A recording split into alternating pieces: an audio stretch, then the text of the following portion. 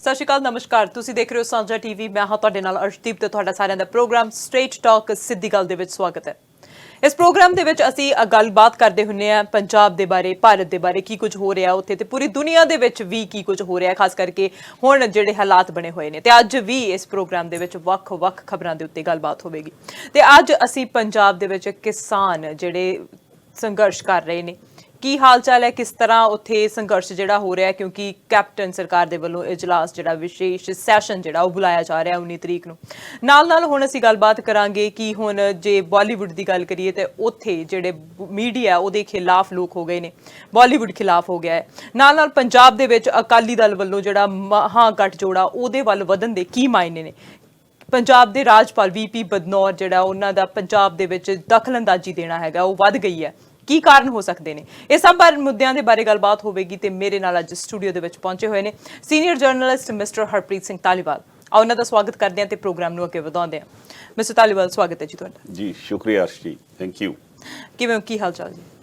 ਬਿਲਕੁਲ ਚੜ੍ਹਦੀ ਕਲਾ ਜੀ, ਤੁਸੀਂ ਸੁਣਾਓ ਕਿਵੇਂ? ਇਲੈਕਸ਼ਨ 'ਚ ਪੂਰੇ ਬਿਜ਼ੀ ਹੋ? ਇਲੈਕਸ਼ਨ ਜਿਹੜਾ ਹੈ ਪੂਰਾ ਸਿਖਰਾਂ ਤੇ ਅਸੀਂ ਕਹਿ ਸਕਦੇ ਹਾਂ, ਕਿਉਂਕਿ ਸਾਂਝਾ ਟੀਵੀ ਵੱਲੋਂ ਵੀ ਡਿਬੇਟ ਕਰਵਾਈ ਗਈ ਸੀ ਸਰੀ ਦੇ ਕੁਝ ਹਲਕਿਆਂ ਦੇ ਉਮੀਦਵਾਰਾਂ ਦੀ।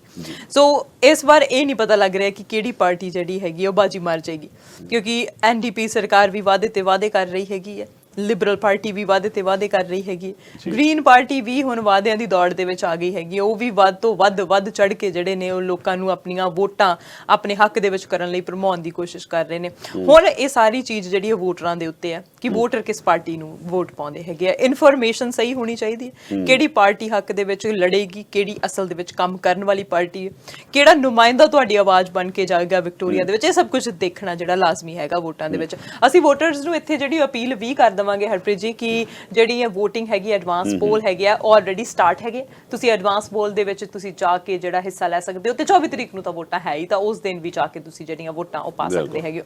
ਨਾਲ ਹੁਣ ਅਸੀਂ ਭਾਰਤ ਦੀ, ਪੰਜਾਬ ਦੀ ਗੱਲ ਕਰ ਰਹੇ ਸੀਗੇ ਕਿ ਪੰਜਾਬ ਦੇ ਵਿੱਚ ਕੀ ਹੋ ਸਕਿਆ। ਸਭ ਤੋਂ ਪਹਿਲਾਂ ਜਿਹੜੀ ਅੱਜ ਗੱਲਬਾਤ ਦੀ ਸ਼ੁਰੂਆਤ ਅਸੀਂ ਪੰਜਾਬ ਤੋਂ ਕਰ ਲੈਂਦੇ ਹਾਂ ਕਿ ਕਿਸਾਨੀ ਦਾ ਸੰਘਰਸ਼ ਦਿੱਲੀ 'ਚ ਬੁਲਾਇਆ ਗਿਆ ਸਾਨੂੰ।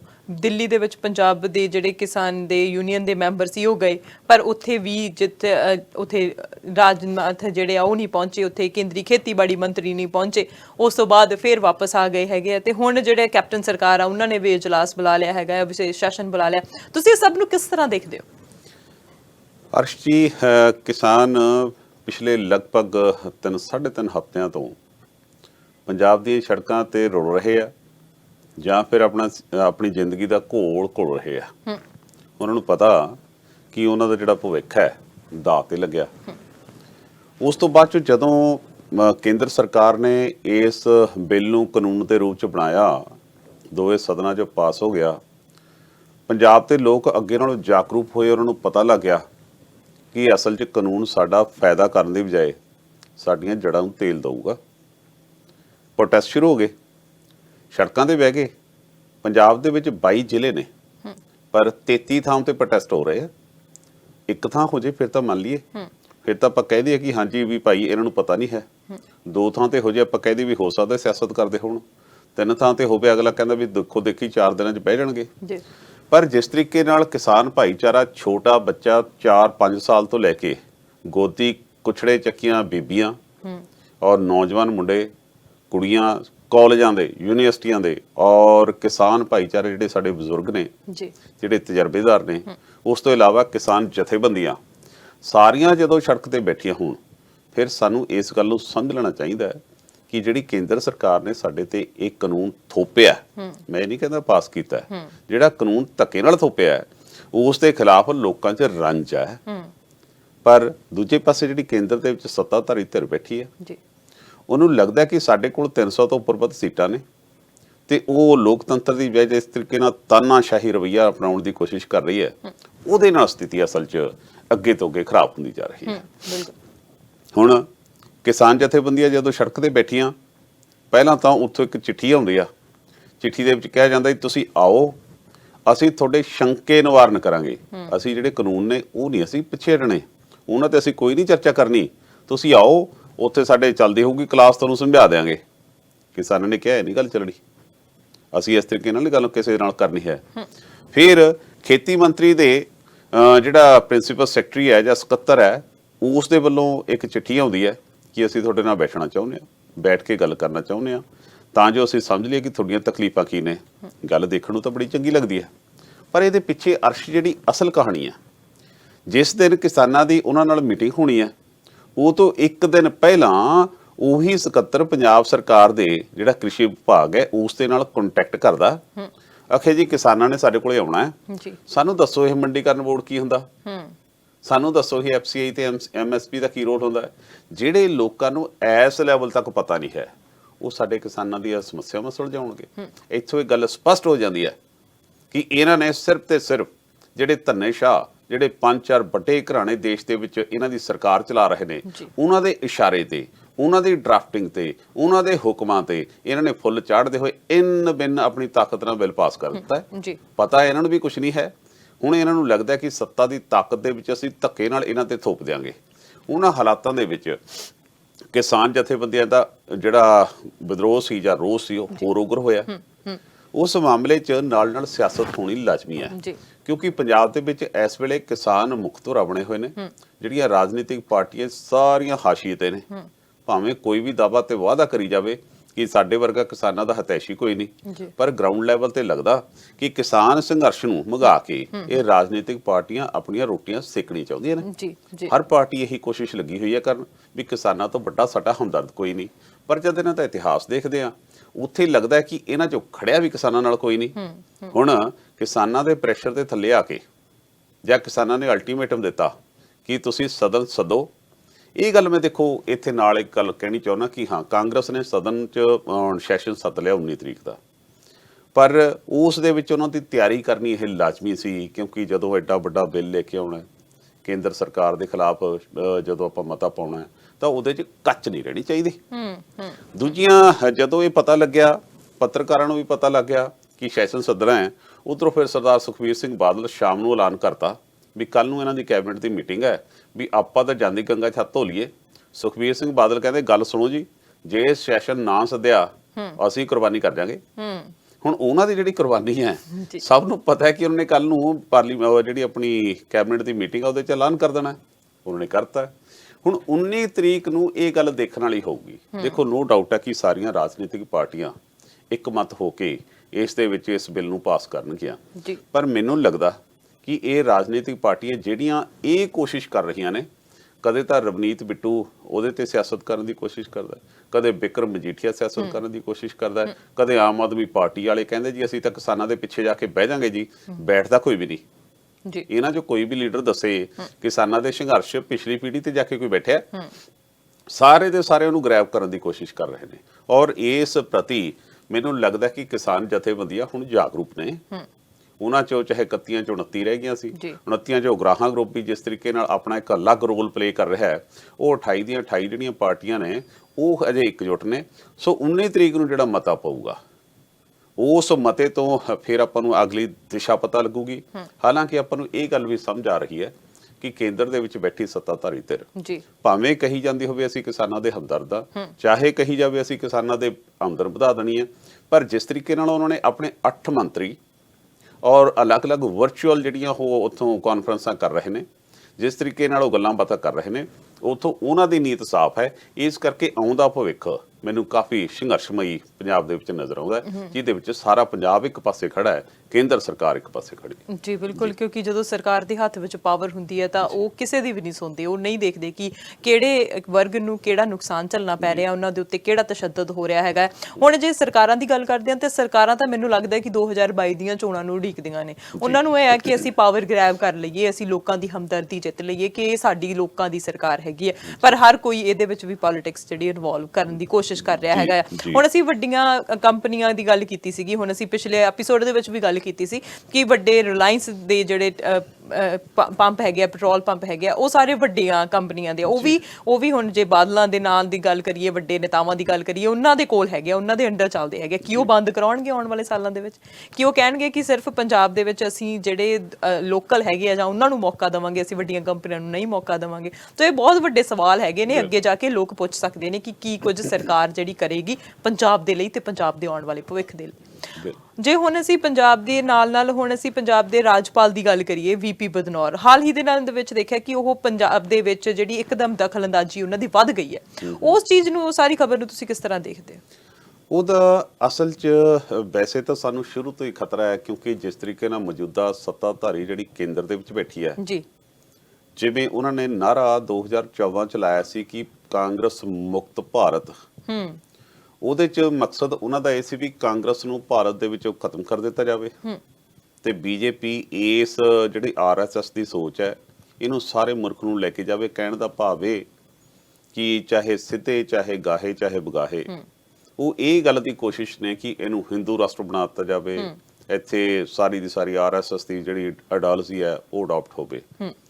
ਕਿਉਂਕਿ ਕਾਂਗਰਸ ਵੀ ਭਾਵੇਂ ਕਿ ਬਹੁਤ ਸਾਰੇ ਨੇਤੇ ਇਹਨਾਂ ਦੇ ਵੀ ਆਰਐਸਐਸ ਦੀ ਸਪੋਰਟ ਕਰਦੇ ਨੇ, ਪਰ ਫਿਰ ਵੀ ਇਹਨਾਂ ਨੇ ਜਿਹੜਾ ਚੋਲਾ ਪਾਇਆ ਹੈ ਸੈਕੂਲਰਿਜ਼ਮ ਦਾ ਹੈ। ਸੈਕੂਲਰਿਜ਼ਮ ਦੇ ਵਿੱਚ ਉਹਨਾਂ ਨੂੰ ਸਾਰੀਆਂ ਜਾਤਾਂ ਮਜ਼ਹਬਾਂ ਨੂੰ ਸਤਿਕਾਰ ਦੇਣਾ ਹੁੰਦਾ ਜੀ, ਪਰ ਦੂਜੇ ਪਾਸੇ ਆਪਾਂ ਨੂੰ ਪਤਾ ਹੈ ਕਿ ਉਹਨਾਂ ਦੀ ਇਸ ਵੇਲੇ ਜਿਹੜੀ ਆਈਡੀਓਲੋਜੀ ਹੈ ਉਹ ਸਿਰਫ ਇੱਕ ਤੇ ਇੱਕ ਨਸਲ ਨੂੰ, ਇੱਕ ਧਰਮ ਨੂੰ ਅੱਗੇ ਨੂੰ ਲੈ ਕੇ ਜਾਣਦੀ ਹੈ। ਇਸ ਵੇਲੇ ਪੰਜਾਬ ਦੇ ਵਿੱਚ 80 ਦੇ ਕਰੀਬ ਸੀਟਾਂ ਨੇ ਕਾਂਗਰਸ ਦੀਆਂ ਸੱਤਾ ਦੇ ਵਿੱਚ ਬੈਠੀ ਹੈ ਔਰ ਉਸ ਦੇ ਵਿੱਚ ਇਹ ਸੰਘਰਸ਼ ਚੱਲ ਰਿਹਾ ਹੈ ਜੀ। ਇਹ ਸੰਘਰਸ਼ ਦੇ ਵਿੱਚ ਪਿਛਲੇ ਦਿਨਾਂ 'ਚ ਜਦੋਂ ਬੀਜੇਪੀ ਦੇ ਲੀਡਰ ਘਰਾਂ 'ਚੋਂ ਨਿਕਲ ਕੇ ਉਹਨਾਂ ਨੇ ਕੋਸ਼ਿਸ਼ ਕਰੀ ਕਿ ਅਸੀਂ ਆਪਣੇ ਜਿਹੜੇ ਉੱਪਰੋਂ ਆਏ ਹੁਕਮ ਨੇ ਉਹਨਾਂ ਨੂੰ ਲੋਕਾਂ ਤੱਕ ਪਹੁੰਚਾਈਏ, ਤਾਂ ਲੋਕਾਂ ਨੇ ਦੋਵੇਂ ਹੱਥਾਂ 'ਚ ਡੰਡੇ ਚੱਕ ਲਏ, ਲੋਕਾਂ ਨੇ ਘੇਰਨਾ ਸ਼ੁਰੂ ਕਰਤਾ। ਹੁਣ ਬੀਜੇਪੀ ਦੇ ਲੀਡਰਾਂ ਨੂੰ ਪੈ ਗਿਆ ਫਿਕਰ, ਉੱਪਰੋਂ ਹੁਕਮ ਆ ਗਏ ਕਿ ਬੀਜੇਪੀ ਦੇ ਲੀਡਰਾਂ ਨੂੰ ਸਾਰਿਆਂ ਨੂੰ ਸਿਕਿਉਰਿਟੀ ਦਿੱਤੀ ਜਾਵੇ। ਹਾਂ, ਇਹਦੇ ਵਿੱਚ ਜਦੋਂ ਅਸ਼ਵਨੀ ਕੁਮਾਰ ਜਿਹੜਾ ਕਾਂਗਰਸ ਦਾ ਪ੍ਰਧਾਨ, ਉਹਦੇ ਤੇ ਜਦੋਂ ਜਲੰਧਰ ਤੋਂ ਪਠਾਨਕੋਟ ਵੱਲ ਜਾਂਦੇ ਹੋਏ ਇੱਕ ਟੋਲ ਪਲਾਜ਼ੇ ਤੇ ਜਿੱਥੇ ਕਿਸਾਨਾਂ ਦਾ ਸੰਘਰਸ਼ ਚੱਲ ਰਿਹਾ ਸੀ, ਜਦੋਂ ਇਹਨਾਂ ਦੀਆਂ ਗੱਡੀਆਂ ਉੱਥੋਂ ਹੂਟਰ ਮਾਰਦੀਆਂ ਨਿਕਲੀਆਂ, ਇਹਨਾਂ ਦੀ ਉਹਨਾਂ ਨਾਲ ਸਕਫਲਿੰਗ ਹੋਈ ਜਾਂ ਉਹਨਾਂ ਨਾਲ ਬੈਰ ਵਿਰੋਧ ਹੋਇਆ ਜਾਂ ਇਹਨਾਂ ਤੇ ਹਮਲਾ ਹੋਇਆ, ਇਹ ਗੱਲ ਅਜੇ ਤੱਕ ਸਪਸ਼ਟ ਨਹੀਂ ਕਿ ਇਹਨਾਂ ਤੇ ਹਮਲਾ ਹੋਇਆ ਜਾਂ ਹੋਇਆ ਹੀ ਨਹੀਂ ਜਾਂ ਫਿਰ ਇਹਦੇ ਪਿੱਛੇ ਕੀ ਸਾਜ਼ਿਸ਼। ਕਿਉਂਕਿ ਸੋਸ਼ਲ ਮੀਡੀਆ ਤੇ ਬਹੁਤ ਸਾਰੀਆਂ ਚੀਜ਼ਾਂ ਹੋ ਰਹੀਆਂ ਨੇ ਕਿ ਅਸ਼ਵਨੀ ਕੁਮਾਰ ਜਦੋਂ ਉੱਥੇ ਖੜੇ, ਉੱਥੇ ਤਾਂ ਥੋੜਾ ਬਹੁਤਾ ਉਹਨਾਂ ਦਾ ਆਪਸ ਵਿੱਚ ਤੂੰ ਮੈਂ ਹੋਈ, ਪਰ ਜਦੋਂ ਥਾਣੇ 'ਚ ਗਏ ਤਾਂ ਗੱਡੀ ਦੇ ਸ਼ੀਸ਼ੇ ਟੁੱਟੇ ਹੋਏ ਸੀ। ਹੁਣ ਇਹ ਸਾਰੀਆਂ ਚੀਜ਼ਾਂ ਇਹ ਤਾਂ ਜਾਂਚ ਪੜਤਾਲ ਤੋਂ ਬਾਅਦ ਸਾਹਮਣੇ ਆਉਣਗੀਆਂ, ਪਰ ਜਿਸ ਤਰੀਕੇ ਨਾਲ ਗਵਰਨਰ ਨੇ ਐਕਟੀਵਿਟੀ ਦਿਖਾਉਣੀ ਸ਼ੁਰੂ ਕੀਤੀ ਹੈ, ਇਹ ਬੜੀ ਦੂਰ ਵੱਲ ਇਸ਼ਾਰਾ ਕਰਦੀ ਹੈ ਜੀ। ਉਹਦਾ ਕਾਰਨ ਇਹ ਹੈ ਕਿਉਂਕਿ ਜਿਹੜੀ ਕੇਂਦਰ ਦੇ ਵਿੱਚ ਸੱਤਾਧਾਰੀ ਧਿਰ ਹੈ, ਉਹਨਾਂ ਨੂੰ ਇਹ ਗੱਲ ਸਮਝ ਆ ਗਈ ਕਿ 2022 ਚ ਬੀਜੇਪੀ ਦੇ ਤਾਂ ਨਹੀਂ ਲੋਕ ਪੈਰ ਲੱਗਣ ਦਿੰਦੇ ਇੱਥੇ।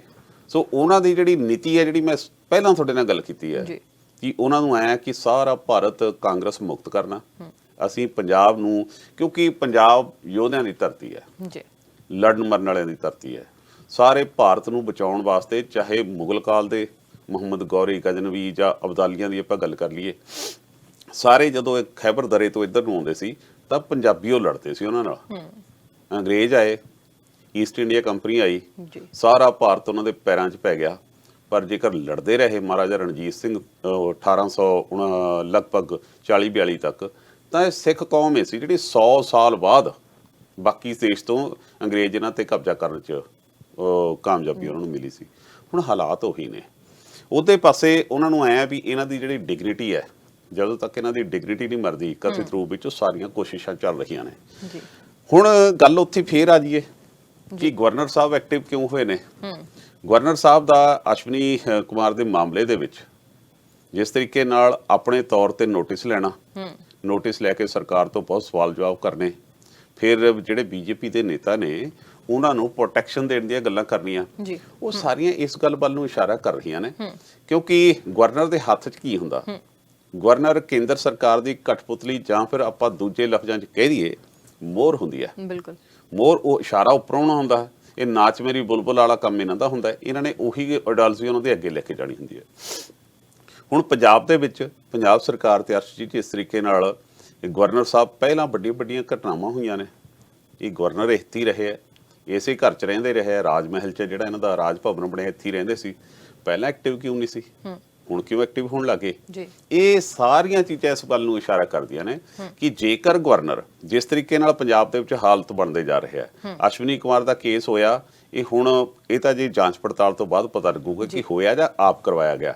ਇਸੇ ਤਰੀਕੇ ਨਾਲ ਕੋਈ ਹੋਰ ਕਿਸਾਨਾਂ ਨੂੰ ਤੁਸੀਂ ਲੁੱਤੀ ਲਾਉਣ ਜਾਂ ਕਿਸਾਨਾਂ ਨੂੰ ਤੰਗ ਕਰਨ ਦੀ ਕੋਸ਼ਿਸ਼ ਕਰੋਗੇ, ਜਿਹੜਾ ਸੜਕ ਤੇ ਭੁੱਖਾ ਬੈਠਾ ਹੋਵੇ ਜਦੋਂ ਉਹਦੇ ਕੋਲ ਤੁਸੀਂ ਹੂਟਰ ਮਾਰ ਕੇ ਜਾਂ ਚੰਗਰਾ ਮਾਰ ਕੇ ਨਿਕਲੋਗੇ, ਤੁਹਾਡਾ ਇਸ ਤਰ੍ਹਾਂ ਦੇ ਹਾਲਾਤ ਬਣ ਜਾਣ। ਫਿਰ ਜਦੋਂ ਇਹ ਇੱਕ ਭਾਰਤ ਦੇ ਸੰਵਿਧਾਨ ਦੇ ਮੁਤਾਬਕ ਜੀ ਜੇਕਰ ਗਵਰਨਰ ਲਿਖ ਕੇ ਦੇ ਦੇਵੇ ਕਿ ਇਸ ਸਟੇਟ ਦੀ ਹਾਲਾਤ ਨੇ ਜਿਹੜੇ ਲਾਅ ਐਂਡ ਆਰਡਰ ਇੱਥੇ ਕੰਟਰੋਲ ਥੱਲੇ ਹੈ ਨਹੀਂ, ਤਾਂ ਧਾਰਾ ਸਪੈਸ਼ਲ 356 ਯੂਜ਼ ਕਰਕੇ ਦੇਸ਼ ਦੇ ਵਿੱਚ ਗਵਰਨਰ, ਸੂਬੇ ਦੇ ਵਿੱਚ ਗਵਰਨਰ ਰਾਜ ਜਿਹਨੂੰ ਕਹਿੰਦੇ ਆ, ਹੁੰਦਾ ਵੈਸੇ ਰਾਸ਼ਟਰਪਤੀ ਰਾਜ ਹੈ, ਗਵਰਨਰ ਦੇ ਥੱਲੇ ਦਿਖਾਉਣਾ ਹੁੰਦਾ, ਗਵਰਨਰ ਦੇ ਥਰੂ ਕੇਂਦਰ ਸਰਕਾਰ ਨੇ ਇਹਦੇ ਤੇ ਰਾਜ ਕਰਨਾ ਹੁੰਦਾ। ਉਹ ਰਿਕਮੈਂਡ ਕਰ ਸਕਦੇ ਆ, ਸਰਕਾਰ ਭੰਗ ਕਰਨ ਵਾਸਤੇ ਰਿਕਮੈਂਡ ਕਰ ਸਕਦੇ ਆ।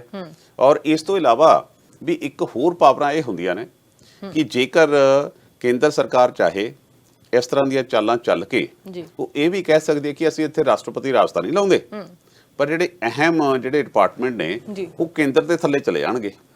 ਇਹ ਸਾਡੇ ਸੰਵਿਧਾਨ ਦੇ ਵਿੱਚ ਇਹ ਵੀ ਕੁਝ ਕਲੌਜ਼ ਹੈਗੇ ਆ। ਸੋ ਉਹਨਾਂ ਸਾਰੀਆਂ ਚੀਜ਼ਾਂ 'ਚ ਦੇਖਦੇ ਹੋਏ ਇਹ ਵੀ ਹੋ ਸਕਦਾ, ਪੋਸੀਬਲ ਹੋ ਸਕਦਾ। ਜਿਹੜੇ ਇਸ਼ਾਰੇ ਇਸ ਵੇਲੇ ਚੱਲ ਰਹੇ ਆ ਕਿ ਕੇਂਦਰ ਦੇ ਵਿੱਚ ਬੈਠੇ ਮੋਦੀ ਦਾ ਸਭ ਨੂੰ ਪਤਾ ਕਿ ਉਹਨਾਂ ਦਾ ਸੁਭਾਅ ਕਿਸ ਤਰ੍ਹਾਂ ਦਾ ਹੈ।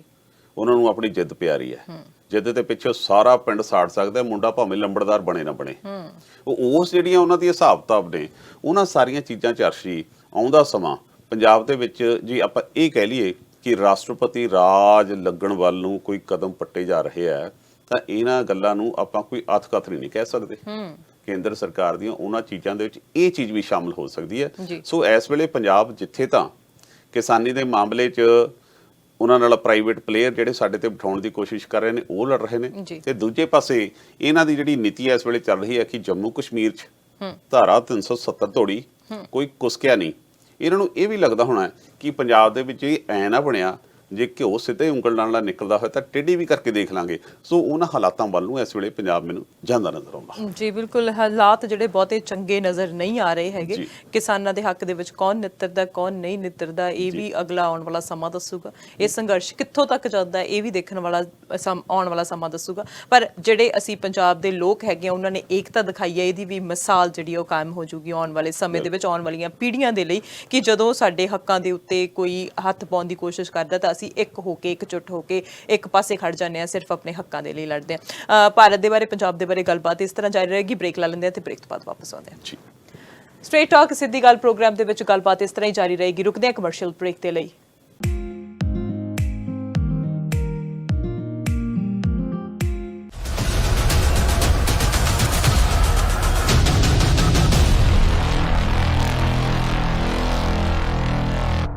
Welcome back after short break. You are watching straight talk ਸਿੱਧੀ ਗੱਲ ਤੇ ਪ੍ਰੋਗਰਾਮ ਦੇ ਵਿੱਚ ਗੱਲਬਾਤ ਹੋ ਰਹੀ ਹੈ ਵੱਖ-ਵੱਖ ਖਬਰਾਂ ਦੇ ਉੱਤੇ ਕਿ ਭਾਰਤ ਦੇ ਵਿੱਚ ਕੀ ਹੋ ਰਿਹਾ ਤੇ ਸਾਡੇ ਪੰਜਾਬ ਦੇ ਵਿੱਚ ਕੀ ਹੋ ਰਿਹਾ। ਸੋ ਮਿਸਟਰ ਧਾਲੀਵਾਲ, ਅਸੀਂ ਗੱਲ ਕੀਤੀ ਸੀ ਪੰਜਾਬ ਦੇ ਵਿੱਚ ਕਿਸਾਨੀ ਸੰਘਰਸ਼ ਦੇ ਬਾਰੇ, ਤੇ ਨਾਲ ਹੁਣ ਜੇ ਅਕਾਲੀ ਦਲ ਦੇ ਬਾਰੇ ਗੱਲ ਕਰਦੇ ਆ ਤੇ ਉਹਨਾਂ ਦਾ ਜਿਹੜਾ ਮਹਾਗਠ ਜੋੜ ਦੇ ਵੱਲ ਵਧਣ ਦੇ ਜਿਹੜੇ ਉਹਨਾਂ ਦੇ ਕੀ ਮਾਇਨੇ ਨੇ, ਕੀ ਤੁਸੀਂ ਦੇਖਦੇ ਹੋ ਇਸ ਨੂੰ? ਅਕਾਲੀ ਦਲ ਬਾਰੇ ਜਦੋਂ ਆਪਾਂ ਗੱਲਬਾਤ ਕਰਦੇ ਆ ਤਾਂ ਉਹਦੇ 'ਚ ਅਰਸ਼ ਜੀ ਇੱਕ ਗੱਲ ਮੈਨੂੰ ਸਮਝ ਆਉਂਦੀ ਹੁੰਦੀ ਹੈ ਕਿ ਸਮੇਂ ਦੇ ਨਾਲ ਬੜੀਆਂ ਚੀਜ਼ਾਂ ਬਲਵਾਨ ਹੁੰਦੀਆਂ ਨੇ, ਕਮਜ਼ੋਰ ਹੁੰਦੀਆਂ ਨੇ। ਇਸ ਵੇਲੇ ਜਿਹੜੀ ਅਕਾਲੀ ਦਲ ਦੀ ਸਥਿਤੀ ਪੰਜਾਬ ਦੀ ਸਿਆਸਤ ਦੇ ਵਿੱਚ ਹੈ, ਉਹ ਐਂ ਲੱਗਦਾ ਕਿ ਵਕਤੋਂ ਖੁੱਚੀ ਡੂਮਣੀ ਤੇ ਗਾਵੇ ਆਲ ਪਤਾਲ। ਉਹਨਾਂ ਨੇ ਅਸਲ 'ਚ ਆਪਣੀ ਜਿਹੜੀ ਪੋਲੀਟੀਕਲੀ ਉਹਨਾਂ ਦੀ ਸੱਤਾ ਸੀ, ਜਿਹੜੀ ਗਰਾਊਂਡ ਸੀ, ਜਦੋਂ ਤੋਂ ਛੋਟੇ ਬਾਦਲ ਸਾਹਿਬ ਦੇ ਹੱਥ 'ਚ ਅਕਾਲੀ ਦਲ ਦੀ ਸੱਤਾ ਆਈ ਤੇ ਜਿਸ ਤਰੀਕੇ ਨਾਲ ਉਹਨਾਂ ਨੇ ਅਕਾਲੀ ਦਲ ਨੂੰ ਚਲਾਇਆ, ਉਸ ਦੇ ਨਾਲ ਉਦੋਂ ਤਾਂ ਉਹ ਇਹ ਦਾਅਵਾ ਕਰਦੇ ਸੀ ਕਿ ਛੋਟੇ ਬਾਦਲ ਸਾਹਿਬ ਤਾਂ ਝਣਕਿਆ ਨੇ, ਇਹਨਾਂ ਦੀਆਂ ਨੀਤੀਆਂ ਤਾਂ ਕੋਈ ਤੋੜ ਨਹੀਂ ਹੈਗਾ। ਵੱਡੇ ਬਾਦਲ ਸਾਹਿਬ ਵੀ ਸਟੇਜਾਂ ਤੇ ਬੜਾ ਅਨਾਉਂਸ ਕਰਿਆ ਕਰਨ ਵੀ ਸੁਖਵੀਰ ਨੇ ਫਲਾਣਾ ਕਰਤਾ, ਧਮਕਾ ਕਰਤਾ, ਪਰ ਅੰਦਰੋਂ ਖਾਤੀ ਵੱਡੇ ਬਾਦਲ ਸਾਹਿਬ ਨੂੰ ਹੀ ਪਤਾ ਸੀ ਕਿ ਜਿਹੜਾ ਕੁਛ ਇਹ ਕਰ ਰਿਹਾ ਹੈ ਤਾਂ ਇਹਦੇ ਨਤੀਜੇ ਚੰਗੇ ਨਹੀਂ ਆਉਣੇ। ਪਰ ਸਮਾਂ ਇੱਕ ਇਸ ਤਰ੍ਹਾਂ ਦਾ ਕਿ ਬਾਪ ਜਦੋਂ ਵੀ ਬੰਦਾ ਕਮਜ਼ੋਰ ਹੁੰਦਾ, ਬੰਦੇ ਯਾਰ ਘੋੜੇ ਬਾਰੇ ਕਿਹਾ ਜਾਂਦਾ ਕਿ ਇਹ ਕਦੇ ਬੁੜੇ ਨਹੀਂ ਹੁੰਦੇ, ਪਰ ਜਦੋਂ ਵੀ ਇਹ ਮਾਰ ਖਾਂਦੇ ਆ, ਜਦੋਂ ਬੰਦਾ ਕਮਜ਼ੋਰ ਹੁੰਦਾ ਹੈ, ਬਾਹਰ ਬੀਬੀ 10,000 ਘਰੇ ਬੀਬੀ ਝੋਲੇ ਦੀ ਮਾਰੀ ਜਦੋਂ ਹੁੰਦੀ ਆ ਨਾ, ਇਹ ਉਦੋਂ ਹੁੰਦੀ ਆ ਕਿ ਜਦੋਂ ਪਰਿਵਾਰ ਤੁਹਾਨੂੰ ਮਾਰਦਾ, ਹਮੇਸ਼ਾ ਕਮਜ਼ੋਰੀ ਤੁਹਾਡੇ ਪਰਿਵਾਰ ਦੀ ਹੁੰਦੀ। ਬਾਦਲ ਸਾਹਿਬ ਨੇ 5 ਵਾਰ ਮੁੱਖ ਮੰਤਰੀ ਬਣਨਾ, ਪੰਜਾਬ ਦੇ ਸਾਰੇ ਲੀਡਰਾਂ ਨੂੰ ਖੁੰਝੇ ਲਾ ਕੇ ਰੱਖਣਾ, ਸਾਰਿਆਂ ਨੂੰ ਕਿਤੇ ਨਾ ਕਿਤੇ ਐਡਜਸਟ ਕਰਕੇ ਰੱਖਣਾ। ਪਰ ਜਦੋਂ ਸੁਖਵੀਰ ਸਿੰਘ ਬਾਦਲ ਨੂੰ ਸੱਤਾ ਦਿੱਤੀ ਗਈ ਤਾਂ ਵੱਡੇ ਵੱਡੇ ਜਿਹੜੇ ਲੀਡਰ ਸੀ, ਜਿਹੜੇ ਟਕਸਾਲੀ ਲੀਡਰ ਸੀ, ਜਦੋਂ ਆ ਕੇ ਉਹਨਾਂ ਦੇ ਸਾਹਮਣੇ ਗੋਡਾ ਕਰ ਦੇਣਾ ਵੀ ਲਾਓ ਵੀ ਇੱਥੇ ਪੈਰੀ ਹੱਥ, ਫਿਰ ਉਦੋਂ ਹੀ ਹਾਲਾਤ ਬਣਨੇ ਸ਼ੁਰੂ ਹੋ ਗਏ ਸੀ। ਅਰਸ਼ੀ, ਜਿਹੜੇ ਸਿਆਣੇ ਲੋਕ ਸੀ ਉਹ ਕਹਿੰਦੇ ਹੁੰਦੇ ਸੀ ਕਿ ਅੰਤ ਔਰ ਅੱਤ ਦਾ ਵੈਰ ਹੁੰਦਾ। ਸੋ ਉਹਨਾਂ ਵੇਲਿਆਂ 'ਚ ਹੀ ਜਦੋਂ ਉਸ ਤਰ੍ਹਾਂ ਦੀ ਸੱਤਾ, ਫਿਰ 117 ਸੀਟਾਂ ਤੇ 94 ਤੇ ਇਲੈਕਸ਼ਨ ਲੜਨੀ, ਬਾਕੀ ਬੀਜੇਪੀ ਲੜਦੀ ਹੁੰਦੀ ਸੀ, ਫਿਰ ਉਹਨਾਂ 'ਚ ਉਹ ਹਾਲਾਤ ਕੀ ਹੋ ਗਏ, 14 ਸੀਟਾਂ। ਜੀ ਬਿਲਕੁਲ 14 ਸੀਟਾਂ ਹੋਣੀਆਂ, ਇਹ ਕਦੇ ਵੀ ਨਹੀਂ ਸੀ ਹੋਇਆ ਇੰਨਾ ਬੁਰਾ ਹਾਲ। ਉਹਨਾਂ ਚੀਜ਼ਾਂ ਤੋਂ ਬਾਅਦ ਹੁਣ ਜਿਹੜਾ ਬਰਗਾੜੀ ਦਾ ਮਾਮਲਾ 2015 'ਚ, ਜਿਸ ਕਰਕੇ ਇਹਨਾਂ ਦਾ ਬਹੁਤ ਜ਼ਿਆਦਾ ਪੋਲੀਟੀਕਲੀ ਨੁਕਸਾਨ ਹੋਇਆ, ਸੱਤਾ ਦੇ ਵਿੱਚ ਕਾਂਗਰਸ ਆ ਗਈ।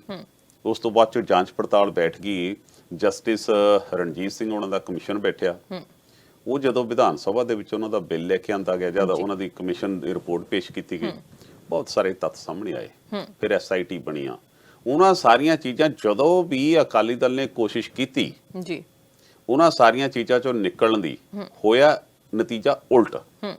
ਸਗੋਂ ਲੋਕਾਂ 'ਚ ਇਹਨਾਂ ਦੇ ਖਿਲਾਫ ਹੋਰ ਗੁੱਸਾ ਵੱਧਦਾ ਚਲੇ ਗਿਆ। ਜੀ ਜੀ, ਇਹਨਾਂ ਨੂੰ, ਲੋਕਾਂ ਨੂੰ ਬਹੁਤ ਸਾਰੀਆਂ ਚੀਜ਼ਾਂ ਜਿਹੜੀਆਂ ਇਹਨਾਂ ਦੀ ਸੱਤਾ 'ਚ ਹੁੰਦੇ ਹੋਏ ਜਿਹੜੀਆਂ ਇਹਨਾਂ ਨੇ ਸਾਹਮਣੇ ਨਹੀਂ ਸੀ ਆਉਣ ਦਿੱਤੀਆਂ, ਜਦੋਂ ਵਿਰੋਧੀ ਪਾਰਟੀ ਪਾਵਰ ਦੇ ਵਿੱਚ ਆ ਗਈ ਤਾਂ ਬਹੁਤ ਸਾਰੀਆਂ ਚੀਜ਼ਾਂ ਇਹਨਾਂ ਦੀਆਂ ਖੁੱਲ੍ਹ ਕੇ ਸਾਹਮਣੇ ਆਉਣ ਲੱਗੀਆਂ ਵੀ ਇਹਨਾਂ ਨੇ ਤਾਂ ਆਹ ਵੀ ਕੀਤਾ ਸੀ, ਇਹਨਾਂ ਨੇ ਤਾਂ ਫਲਾਣਾ ਕੁਝ ਵੀ ਕੀਤਾ ਸੀ, ਅੱਛਾ ਆਹ ਜਿਹੜਾ ਨੁਕਸਾਨ ਹੋਇਆ ਸੀ ਇਹਦੇ ਪਿੱਛੇ ਵੀ ਇਹਨਾਂ ਦੇ ਇਹੀ ਕਾਰਨ ਸੀ। ਉਹਨਾਂ ਚੀਜ਼ਾਂ ਦੇ ਨਾਲ ਇਹਨਾਂ ਦਾ ਪੋਲੀਟੀਕਲ ਗਰਾਊਂਡ ਤੋਂ ਪੈਰ ਇਹਨਾਂ ਦੇ ਚੱਕੇ ਗਏ। ਬਿਲਕੁਲ ਹੁਣ ਇਹ ਹਰ ਹੀਲਾ ਵਸੀਲਾ ਇਹ ਕਰ ਰਹੇ ਆ ਵੀ ਕਿਸੇ ਨਾ ਕਿਸੇ ਤਰੀਕੇ ਨਾਲ ਪੈਰ ਜੇ ਲੱਗ ਜਾਣਾ। ਪਰ ਉਹ ਮੇਲੇ 'ਚ ਜਿਵੇਂ ਕੋਈ ਨਾ ਜਵਾਕ ਗੁੰਮ ਹੋ ਗਿਆ ਹੁੰਦਾ, ਕਦੇ ਕਿਸੇ ਦੀ ਉਂਗਲ ਜੀ ਫੜ ਲੈਂਦਾ ਹੈ, ਕਦੇ ਕਿਸੇ ਜਾ ਕੇ ਕੱਪੜੇ ਖਿੱਚਦਾ ਹੈ, ਉਹ ਹਾਲ ਇਸ ਵੇਲੇ ਸ਼੍ਰੋਮਣੀ ਅਕਾਲੀ ਦਲ ਦਾ ਹੋਇਆ। ਪਹਿਲਾਂ ਤਾਂ ਕਿਸਾਨਾਂ ਦਾ ਜਿਹੜਾ ਬਿੱਲ ਆਇਆ ਜੀ, ਬਿੱਲ ਦੇ ਮਾਮਲੇ 'ਚ ਪਹਿਲਾਂ ਤਾਂ ਕਿਉਂਕਿ ਉੱਪਰ ਉਹਨਾਂ ਨਾਲ ਬੀਜੇਪੀ ਦੇ ਨਾਲ ਉਹਨਾਂ ਤੋਂ ਡਰ ਹੈ, ਪ੍ਰਧਾਨ ਮੰਤਰੀ ਦਾ ਸੁਭਾਅ ਪਤਾ, ਉਸ ਦੀ ਪੂਰੀ ਦੀ ਚਾਰੋਜਾਈ ਕਰਦੇ ਰਹੇ, ਉਹਦਾ ਢਿੱਡ ਵਜਾਉਂਦੇ ਰਹੇ ਵੀ ਇਹੋ ਜਿਹੀ ਤਾਂ ਗੱਲੇ ਕੋਈ ਨਹੀਂ। ਲੋਕਾਂ 'ਚ ਗੁੱਸਾ ਚੜ ਗਿਆ। ਜੀ ਬਿਲਕੁਲ, ਲੋਕਾਂ ਨੇ ਕਿਹਾ ਵੀ ਇਹ ਸਾਡੇ ਦੁਸ਼ਮਣ ਪੈਦਾ ਹੋ ਗਏ, ਇਹ ਸਿਰਫ ਆਪਣੀ ਕੁਰਸੀ ਬਚਾਉਣ ਵਾਸਤੇ, ਆਪਣੀ ਪਰਿਵਾਰਿਕ ਸਾਂਝ ਬਚਾਉਣ ਵਾਸਤੇ ਪੰਜਾਬ ਨੂੰ ਵੇਚਣ ਲੱਗਿਆ। ਉਲਟ ਪੈ ਗਿਆ ਪ੍ਰਭਾਵ, ਲੋਕ ਬਾਹਰ ਨਿਕਲੇ। ਫਿਰ ਉਹਨਾਂ ਨੇ ਕਿਹਾ ਵੀ ਆਹ ਕੀ ਹੋ ਗਿਆ, ਫਿਰ ਮੇਲੇ 'ਚ ਜੋ ਗੁੰਮ ਹੋਏ ਜਵਾਕ ਮੰਗੂ, ਫਿਰ ਉਹਨਾਂ ਨੇ ਕਿਹਾ ਬਾਬਾ ਇੱਥੋਂ ਤਾਂ ਖਹਿੜਾ ਛਡਾਓ। ਫਿਰ ਉਹ ਤੋਂ ਯੂ ਟਰਨ ਲਈ, ਯੂ ਟਰਨ ਲੈ ਕੇ ਫਿਰ ਉਹਨਾਂ ਦਾ ਸਮਰਥਨ ਕਰਨਾ। ਹੁਣ ਕਹਿੰਦੇ ਜੀ ਆਪਾਂ ਕਰਾਂਗੇ। ਲੋਕਾਂ ਨੂੰ ਉਸ ਤੋਂ ਵੀ ਵੱਧ ਗੁੱਸਾ ਚੜ ਗਿਆ ਵੀ ਇਹ ਹੁਣ ਇਹਨਾਂ ਨੂੰ ਪਤਾ ਲੱਗ ਗਿਆ ਵੀ ਲੋਕ ਗੁੱਸੇ 'ਚ ਨੇ। ਉਹ ਲੋਕ ਫੇਰ ਦੁਰ ਲਾ ਕੇ ਕਰਨ ਵੀ ਤੁਹਾਡਾ, ਤੁਸੀਂ ਤਾਂ ਪਹਿਲਾਂ ਐਂ ਕਰਦੇ ਸੀ, ਹੁਣ ਕਿਹੜਾ ਡਰਾਮਾ ਪਏ ਕਰਦੇ ਹੋ। ਉਹਨਾਂ ਸਾਰੀਆਂ ਚੀਜ਼ਾਂ 'ਚ ਦੂਜੇ ਪਾਸੇ ਲੱਗਦਾ ਸੀ ਕਿ ਜਦੋਂ ਇਹਨਾਂ ਦਾ ਆਪਸੀ ਗੱਠਜੋੜ ਟੁੱਟਿਆ ਤਾਂ ਬਹੁਤ ਸਾਰੇ ਲੋਕਾਂ ਨੂੰ ਵੀ ਲੱਗਦਾ ਸੀ ਕਿ ਜੀ ਬੀਜੇਪੀ ਖਤਮ ਹੋ ਜੂ। ਪਰ ਬੀਜੇਪੀ ਵਾਲਿਆਂ ਨੇ ਤਾਂ ਲੱਡੂ ਕੱਟ ਲਏ ਅੰਦਰੋਂ। ਉਹ ਤਾਂ ਸੜਕਾਂ ਦੇ ਇਕੱਠੇ ਹੋ ਕੇ ਭੰਗੜੇ ਪਾਉਣ ਲੱਗੇ। ਉਹ ਤਾਂ ਕਹਿੰਦੇ ਚੰਗਾ ਹੋਇਆ, ਕਹਿੰਦੇ ਇਹਨਾਂ ਤੋਂ ਖੜਾ ਛੁੱਟਿਆ। ਹੁਣ ਉਸ ਚੀਜ਼ ਤੋਂ ਬਾਅਦ ਸ਼੍ਰੋਮਣੀ ਅਕਾਲੀ ਦਲ ਗਿਣਤੀਆਂ ਮਿਣਤੀਆਂ 'ਚ ਪੈ ਗਿਆ ਕਿ 2022 ਤਾਂ ਸਿਰ ਤੇ ਆਈ ਖੜੀ ਹੈ ਤੇ ਲੋਕ ਸਾਡੇ ਪੈਰ ਨਹੀਂ ਲੱਗਣ ਦੇ ਰਹੇ। ਕੋਈ ਨਾ ਕੋਈ ਹਿੱਲਾ ਵਸੀਲਾ ਤਾਂ ਚਾਹੀਦਾ। ਹੁਣ 2007 'ਚ ਜਦੋਂ ਬੀਜੇਪੀ ਦੇ ਨਾਲ ਇਹਨਾਂ ਦਾ ਗੱਠਜੋੜ ਸੀ ਅਰਸ਼ੀ, ਉਸ ਵੇਲੇ ਜਿਹੜੀਆਂ ਵੋਟਾਂ ਪਈਆਂ ਸੀ, ਟੈਕਨੀਕਲ ਜੇ ਮੈਂ ਤੁਹਾਨੂੰ ਡਾਟਾ ਦੱਸਾਂ ਤਾਂ ਉਹਦੇ ਵਿੱਚ 37% ਸ਼੍ਰੋਮਣੀ ਅਕਾਲੀ ਦਲ ਨੂੰ ਮੇਰੇ ਖਿਆਲ ਵੋਟਿੰਗ ਉਦੋਂ ਹੋਈ ਸੀ। ਉਹਨਾਂ ਚੋਂ ਫਿਰ 8.2% ਬੀਜੇਪੀ ਨੂੰ ਵੋਟ ਪਈ ਸੀ। ਇਸੇ ਕਰਕੇ ਚੰਗੀਆਂ ਵੋਟਾਂ ਲੈ ਗਏ। ਹੁਣ ਜਿਹੜੇ ਹਾਲਾਤ 2017 ਚ ਆਏ, ਉਹਦੇ ਚ ਇਹਨਾਂ ਦਾ ਤਾਂ ਜਿਹੜਾ ਕੁਝ ਘਟਣਾ ਸੀ, ਬੀਜੇਪੀ ਵੀ ਭਾਵੇਂ ਕਿ ਕੇਂਦਰ ਦੇ ਵਿੱਚ ਨਰਿੰਦਰ ਮੋਦੀ ਸਭ ਤੋਂ ਵੱਡਾ ਦਿਖਾਉਣ ਦੀ ਉਹਨੂੰ ਕੋਸ਼ਿਸ਼ ਕੀਤੀ ਜਾ ਰਹੀ ਹੈ। 8.2 ਚੋਂ ਘਟ ਕੇ ਰਹਿ ਗਏ 5.4 ਜੀ।